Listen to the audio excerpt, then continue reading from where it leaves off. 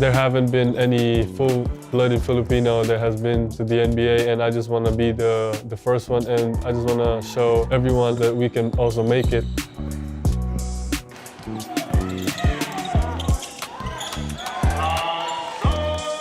My dad always told me to watch films of Hakeem Olajuwon, Tim Duncan, those guys, and I just kept watching, every day.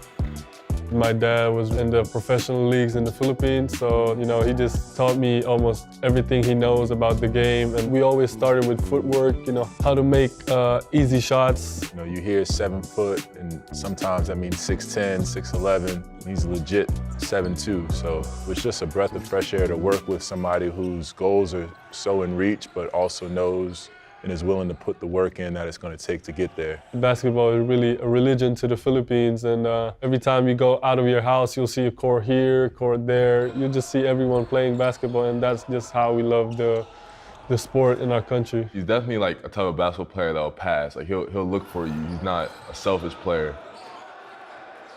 The mentality in the States when you're a foreign player with hype and accolades coming in, people want to play against you. Everybody has their goals and everybody's trying to get on, so what better way to get recruited to a college than saying, hey, I had X amount of points and rebounds and blocks against Sotto, and here's my film against him.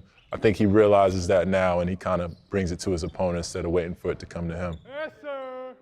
Yes, sir. The first few months, I'm just getting used to the culture, the people, and the basketball here, and I'm just very happy that I have my whole family here. I didn't really know a lot of things about college recruitment because in the Philippines I was still at the 10th grade, so I wasn't really focused on any college. But when I came here, I just got a little shocked that things are happening so fast, and I just have to be ready for it.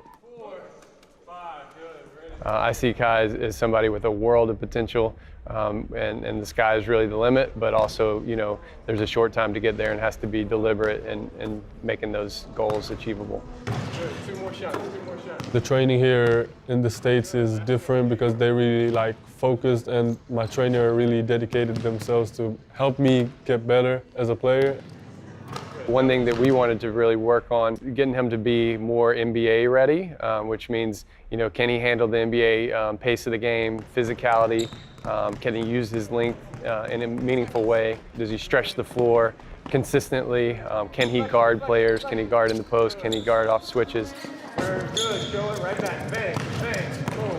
Yeah, there we go. That's a good one. Coach Chuck Person, Coach Rob, Jeremiah, they've been helping me a lot. They're helping me prepare, and I just get my confidence from my workouts, from my practices. I think for him to become more physical, a lot of it's going to take some work at P3, which he's working at every day. They do a great job, kind of sports science and strength and conditioning to develop him off the court, which I think is really, really important. Here at P3, we assess our athletes so that we know what the needs are. So with Kai, I think from this point on, it's just a matter of continuing to develop his strength, develop that power. He's going to be playing and matching up against guys who are bigger than him, so making sure that he is able to match that intensity on the court, but also making sure that he stays healthy to be able to compete year-round. That was a moment in time for him at Basketball Without Borders where all 30 NBA teams are there. There's high-level kids that are his age that are there, and he's able to see, I didn't make the first team. I wasn't MVP. I wasn't on the first team all camp. And so what are the things I need to do to improve?